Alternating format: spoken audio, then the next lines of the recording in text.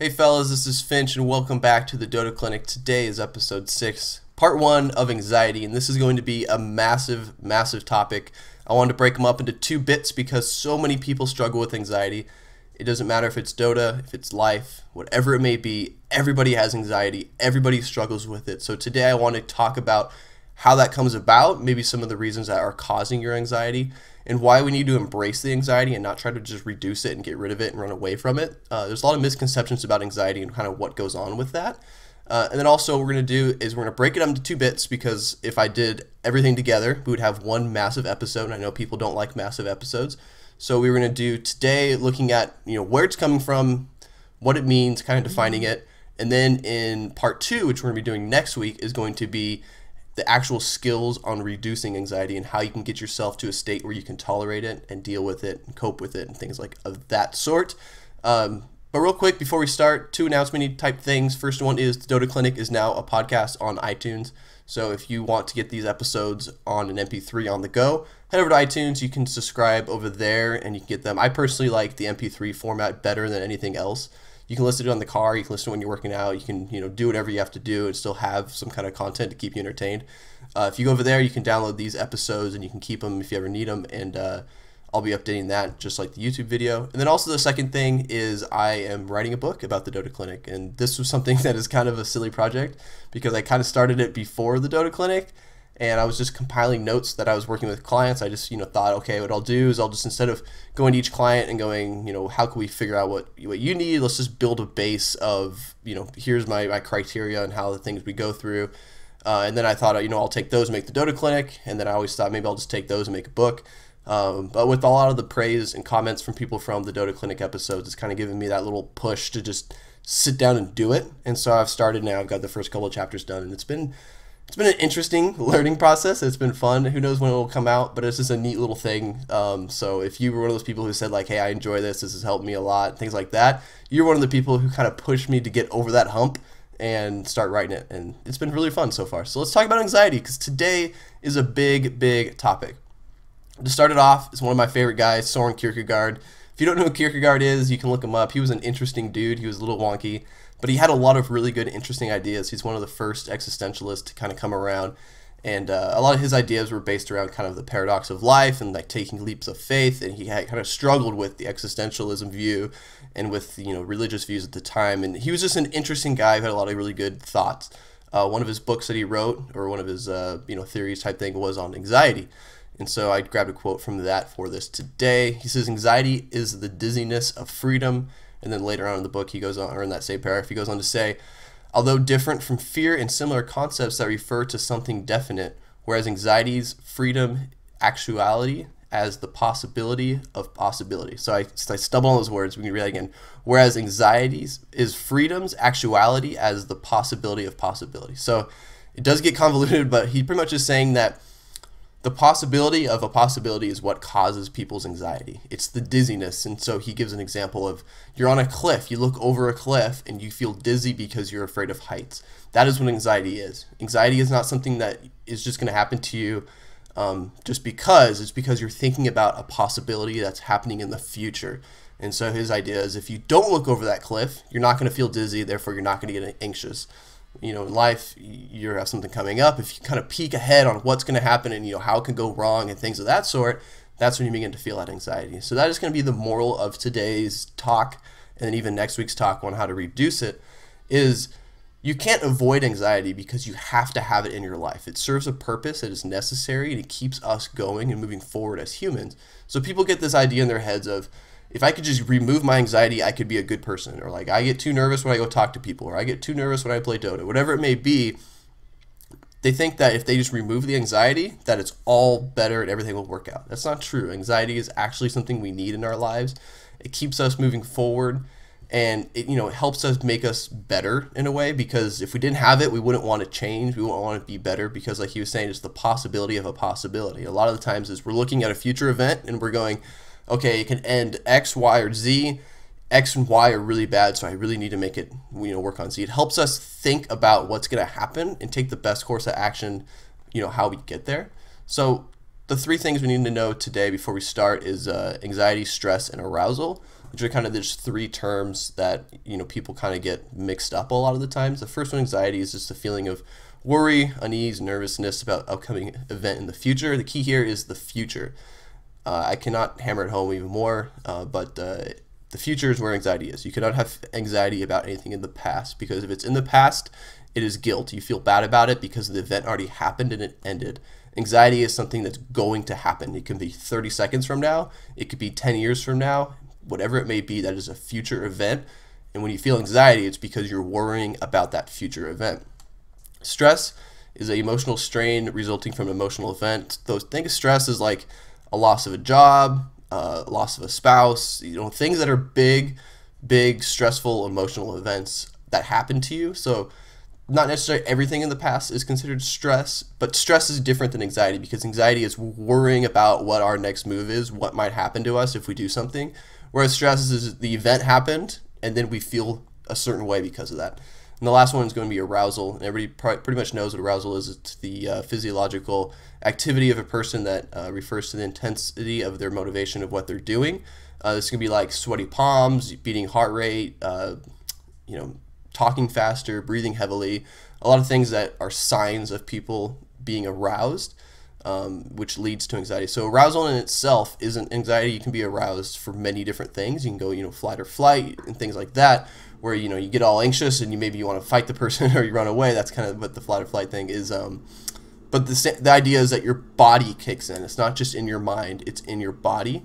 And you begin to feel like, oh no, like this is not good, like I'm sweating and this is bad. And then that's when the anxiety kicks in, because that just adds to that fire and adds to that fuel. But you also can be excited. People get pumped up to go run races or, get in fights or whatever you may be. That's arousal. You can get pumped up for positive things. So today, like I said, we need to embrace anxiety. And so why do we need to embrace anxiety? Because everybody gets anxious. If anyone sits down and says, I don't get anxiety, I'm a perfect person, they're lying to you. Every single person gets it in this world. The only difference is, how do we cope and deal with it? Everybody deals with it a lot differently, and some people just let it cripple and crush them. Some people deal with it and empower them and let them do better. Without anxiety, we don't have the motivation to do anything. I'll talk about this kind of here in a second with the little fancy graph I made. We as humans need to embrace and learn to tolerate anxiety. The same thing. We can't get rid of it. We need to embrace it. We need to tolerate it. That's the key, is tolerate. Not remove, not avoid, not crumble and crash and burn. We need to tolerate it because it's going to be in us, but we need to be comfortable with ourselves to let it sit and kind of simmer within us and figure out, where it's coming from and how we fix it and how we can benefit from that situation. And then the last one is, a person cannot remove anxiety. You can't just feel it and then think about something and boom, it's gone instantly. That's not going to work. You need to just let it come in. You need to kind of breathe it in, let it go, deal with it, do the best you can with it, tolerate it, reduce it. And that's kind of the key with this, is don't avoid it. You just need to reduce it. This is a little fancy graph I made. We got two graphs. I didn't make the second one, so sorry about that. The first one is something that I find interesting. It's looking at events in the past, the present, and the future.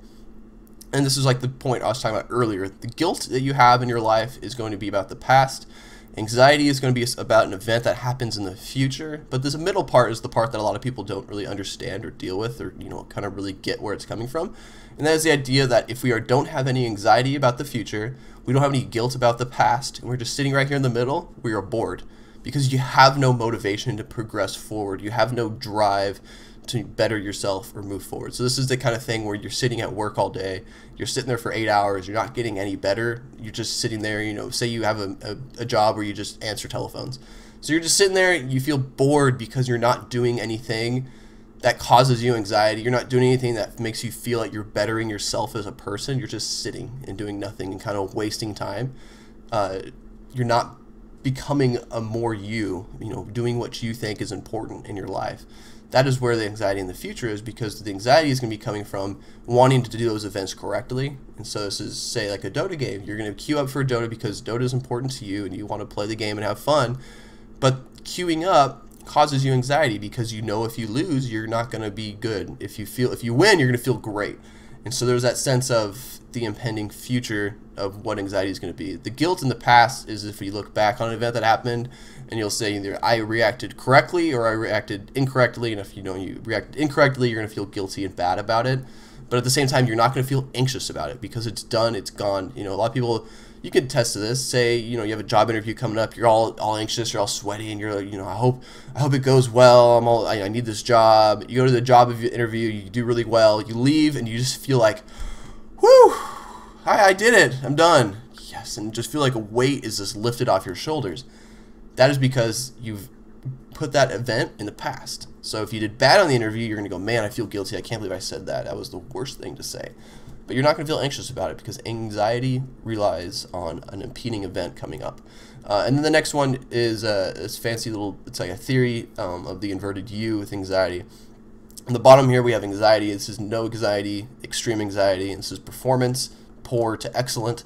The idea is if you have no anxiety, you're not going to do anything. You're just going to kind of stay still and not have any motivation to progress and better yourself. But then the more anxiety we get in this middle part here, we have the highest peak of potential on our performance and our skill. And then on the other side, if you keep going down to the extreme amount of anxiety, this is kind of the paralyzing fear. This is when you're so overwhelmed from the anxiety that's coming, the impeding event that's going to just crush you and you're just freaking out. Your performance is going to drop down. So same thing, we can think about, you know, I don't know, I guess like a sporting event. If you're a person who gets so nervous about going to, say, baseball, you're going to go up to the plate and hit, and you get so nervous about doing that because everybody's watching you, you're not going to want to do it. You're going to shut down, you're going to avoid it, you're going to go, you know what, I don't want to go. I don't want to go first, I'm scared. It's going to shut you down. You're not going to have a good performance. But if you go in the middle area where, you know, okay, I'm a little bit anxious, but I'm ready. I'm going to go get him. I'm going to go show everybody that how good of a baseball player I am. So then you can go up and you can do well. You'll be in this peak. And so this is where you want to sit. You want to kind of sit in this area right here. You know, especially, you know, in life, sports, jobs, relationships, Dota, whatever it may be, you want to sit in this area. You want to be just a little bit enough anxious to kind of start feeling good and feeling like I need to make a good decision. I need to make the right decision because that's where the anxiety is coming from about the event that's in the future. So we'll use Dota. So you have a game coming up. You're playing a team game, and you're playing in like a tournament or whatever. You want to feel enough anxiety to go, okay, I hope we make good picks. I need to be on my game today. I need to focus. I need to make sure I get all those last hits because I want to support my team and help them win the game. That's going to be in this area. If you're down here and go, I don't care who wins, pick whatever you want, just random everything. I'm not going to play. I'm going to play with one hand and, you know, watch TV. You're down in this area, and if you go, oh my gosh, this is too much. I've never played in a best of 3 in a tournament before. I'm freaking out. You know, my keyboard's just drenched in sweat. I can't do it. You're not going to be able to play. You're not going to be able to perform. So think about being in this area right here. The next thing up is going to be trait anxiety versus state anxiety. This is just kind of dependent on the person and, you know, the situation at hand. So trait anxiety, down here we're going to start with that, depends on the person. So a person can be high trait or low trait anxiety. So this is, you know, you'll know people like this in your life who might get anxious in everything they do. They might be anxious when they play Dota. They might be anxious when they go to school. They might be anxious when they go to work. They might be anxious when they talk to girls or they talk to guys, whatever it may be. That person is going to be anxious all the time. They're the person who's always sweating. They're the person who's always just kind of puts their head down and doesn't want to talk and is shy and just, you know, deals with that anxiety all the time. And then there'll be people in your life who don't have any of that problem. They're the person who can go out on the dance floor and just start dancing. They can just play as many Dota games. They don't care if they win or lose. You know, they can just kind of waltz through life and it's not a big deal because they don't worry about, you know, what's going to happen next. Now, neither one of those things are bad or good because if you're overly anxious, it's a reason a reason why. There's something that probably happened to you as a child or in the past that causes you that anxiety, that causes you those issues. For the people who, you know, don't have that anxiety, there's something that probably made them that way as well. There's always an event in the past that kind of, you know, forces you down that path in life. And so just think about this for yourself, is if you're a person who only gets anxious in Dota, but everywhere else in life you're totally fine, then that's good to understand because now you can kind of, you know, deal with what is going on in Dota and you can nail it down to that. Or if you're a person who gets anxious in everything in life, then you need to go, okay, it's not just Dota, it's everything. So you need to start figuring out why your brain goes that way. Why does your mind go down that path? A little example down here is you have two people, similar skill. One is high anxiety, one is low anxiety.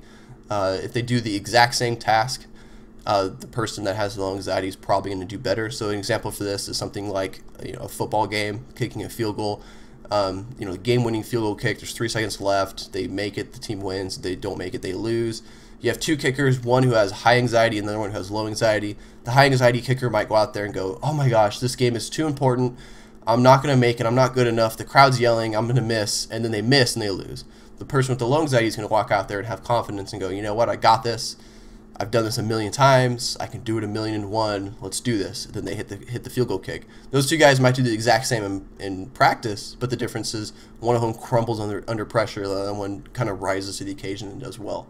Another one's going to be state anxiety, so this just depends on the situation at hand. And the key with state anxiety is that it's going to be like a roller coaster. It's going to go up and down. So the example I put here, you may feel anxious before you queue up for a game of Dota, but once you get in the game, you're good to go. I see a lot of people say that all the time. They have ladder anxiety and things like that. They're so worried about that silly little number and getting into the game, but then once they're in, they're like, that's okay, that's good, I'm fine. Same thing in life. A lot of times people get so anxious before they go somewhere, go to that job interview. You're so anxious before. Once you get in, it's like, whew, I got this. This is not a big deal. I can communicate with these people and do well. That's state anxiety. So that is something that is dependent on the situation. And so you need to recognize, okay, I get anxious when this situation arises, and then you can treat that situation and deal with it. And then the last thing we're going to be doing today is going to be identifying the areas that cause anxiety. And this is key because next week we're going to be talking about how to remove anxiety and how to get rid of it. So what I want you guys to think about is these things here, event importance, uncertainty, personal sources of stress, trait anxiety, low self-esteem, social physique, things like that. There's more, but these are just some good ones kind of towards sport and towards Dota. Is think about which of these cause you the most anxiety, and then you can begin to treat it, and then you can begin to approach it and fix it and figure out the best solution. If you just get so overwhelmed to go, oh, it's too much, I can't do it, I'm just going to take deep breaths all the time, that's not going to help you. You need to figure out what the specific event and what causes it to you, what causes you to feel that way, and then figure out how to fix it. So the first one is going to be event importance. So obviously, the more important the event, the more anxious you're going to be. So if you're playing in a championship of a game, you're going to be super nervous. If you're playing in just the first game of the season, it's not that big of a deal. Same thing with Dota. If you're playing, game 5 of the international, you're going to be nervous. If you're playing just some random pub game, it's still a game of Dota, but you're not going to feel the same way. The next one's going to be uncertainty.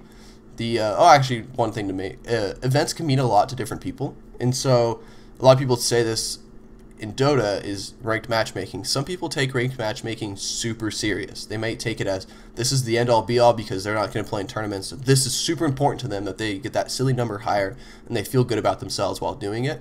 Where other people might go, you know what, I just use ranked matchmaking to just kind of shoot the shit with my friends. It's not a big deal. So that event, they're both in the same ranked matchmaking game, but it might be more important to one person than it is the other person. Therefore, it's going to cause the person who views it as more important a little bit more anxiety and a little bit more stress to make sure it goes well and goes right, whereas the person who doesn't really care about it is not going to feel the same way. Next one though is uncertainty. So if things are certain, if you know the outcome, you feel confident. If they're uncertain, it causes you a lot of anxiety. You feel that kind of, your heart starts beating, you start feeling a little sweaty, you start feeling lightheaded, dizzy, whatever it may be. It's because you don't know what's going to happen. And so this is something like, I don't know, say for like a job, you get an interview, the interview ends, and they tell you we're going to call you back by noon on Friday if you got the job or didn't get the job. Until that happens, you're going to be nervous because you're going like, I hope I got it. I don't know if I got it because, they didn't tell me anything. Then you start reading into stuff. You go, okay, well, the guy shook my hand when I left, so I think that means I got it because he would not have shook my hand if I did it. But then again, like he hasn't called my references yet. So you start freaking out because you're uncertain what's going to happen. And that causes you anxiety, and it's uncomfortable, and you have to sit with it, and it's miserable. If you knew that you got the job, that wouldn't cause it. So if the guy said, hey, you know what, you got the job, but I got to interview these people just because of, whatever protocol a company has, I'll call you Friday at noon, but you already got the job, don't worry about it. You're going to go, okay, that's fine. You're not going to worry about that phone call. You're just going to deal with it. You'll be totally cool. You'll be kicked back. So uncertainty causes a lot of stuff, a lot of stress within ourselves. Personal sources of stress. So this is just kind of just personal stuff, personal things in life. This is also if you're a person that just gets anxiety all the time. And so that's kind of the trait anxiety, which is the next one. Is maybe you had a family member pass away. That's going to raise your level of stress because remember that was an emotional event. So family member passed away, emotional event, it's going to raise your stress. That's going to cause you anxiety in other areas of your life. So If someone passes away, it causes you stress and anxiety, you're going to have a little bit more anxiety when you go to work, and more anxiety when you go to school. Whatever you may do, it's because of an event that happened in your life that caused you more stress. And if those pile up, it gets to become overwhelming and almost too much. So you need to learn to kind of separate those situations and figure out, okay, if I'm too anxious when I go to work, I can't do a good job, so I need to learn how to leave my business at the door so I can come in and do a good job today. Next one is trade anxiety. We talked about it earlier. Some people are just anxious people. They're anxious in everything they do. Some people just aren't. If you're a person who's anxious in everything they do, you need to start figuring out how you can cope with that and how you can tolerate it and deal with it and become a better person because of it. If you're someone who doesn't feel anxiety ever, except in like 1 or 2 instances, then you need to look at those 1 or 2 instances and see why they're different, what's going on with those. Low self-esteem is really important. So low self-esteem leads to low confidence. Low confidence leads to more anxiety. It's pretty simple that if you don't believe in yourself and feel confident, you're not going to go out there and think you can do well. So this is the same thing with the the field goal kickers example I gave earlier. If you go out there and go, I can nail this kick. I've done this a million times. I got this. And you kick it, you're good. If you go out there and go, oh man, I missed the last one. I missed Wednesdays. I missed Mondays. So I missed 3 out of the 5 days this week. Like I can't do this. I can't do this. I'm not going to make this one. That's low self-esteem, low confidence, not feeling good. You're going to feel anxious. You're going to get overwhelmed. And think about that U curve. If you're confident, you're going up, up, up. You're going to hit from that peak. If you're feeling low self-esteem, low confidence, you're going to go up, up, up, up, up, and then you're going to start telling yourself, oh, I'm a bad kicker, I can't do it, I'm done, and then you're down at the bottom, and you're down in a little trench down here, and then you crash and burn. So think about your self-esteem, your confidence, and if you have low self-esteem or low confidence, then we need to work on that, and that is a different, different video. It sounds easier than it is, but it's a different video and different topic entirely. And the last one's social physique anxiety. So this one's a little bit different. This is in sport. This is the idea of that people looking at your physique are going to judge you, and therefore, if you're a little bit overweight, it's going to cause you more anxiety. If you feel like you fit the part, you're going to feel more confident. The reason I left this one on the list is because the same thing happens, but with MMR rating. So that silly number kind of is your physique within Dota. If you see someone who's 2,500, you're going to look at them and go, man, that person sucks. If you look at a person who's 5,500 and go, man, that guy's great. This is like personal whatever bias. This is an example. If you're 2,500, I'm not saying you suck. I'm just saying that that's what a person does that looks at you in a hypothetical situation. And so if you're that person, and if you think that that's what people think, you're going to go, man, I know if this guy checks my profile, he's going to think I suck. So I hope he doesn't check my profile. I'm going to set my profile as private. I'm going to have to try really hard to raise it, whatever it may be. It's because you're worried about what that number, what that, physique, whatever is yours is going to say about you to other people. And you don't want them to judge you and, decide that, hey, this person is valuable or not valuable just based on that. And so that's kind of something you need to, remove. And it's a lot more difficult too than it sounds. But at the same time, if you are a person who's so worried about what other people are thinking about you, you're always going to be anxious, because even if you get to the point where, say you're at 4,000, then all of a sudden you're like, okay, anybody who's above 4,000 is going to think I'm a shitty player, and then you're still worried about it. So it's this weird area to where, yes, I guess I could see why you're worried about what people think, but at the same time, it's a slippery slope because you're always going to be worried about what people think. A person who's anxious at the 2,500 level is not going to feel better and content and happy about themselves at the 3,500 level. You're still going to feel anxious because you're worried about that number. You're focused on the wrong thing. You're worried about your physique and the way you look and things of that sort. But that is that for today. So we'll wrap this up because we're just about out of time. Last thing down here, I just put, looks like we fell off. So now we know anxiety is and kind of how to locate it and look at it in your life. Next week, we're going to talk about reducing it and tolerating it and dealing with it. And so just think about these events. Just think about some of these. Think about other areas in your life that cause anxiety. Think about, when I go to talk to this person, it causes my heart to start beating. When I, whenever I do X activity, I feel crummy and sweaty and things like that. Think about what is causing your anxiety and what, specific as possible what it is, because then you can begin to treat it. And then next week we'll talk about the techniques that you can do to kind of let it sit in you, kind of tolerate it, let it deal with it. So once you are able to figure out what's causing it, then you can start implementing the strategies and the techniques to reduce it and tolerate it.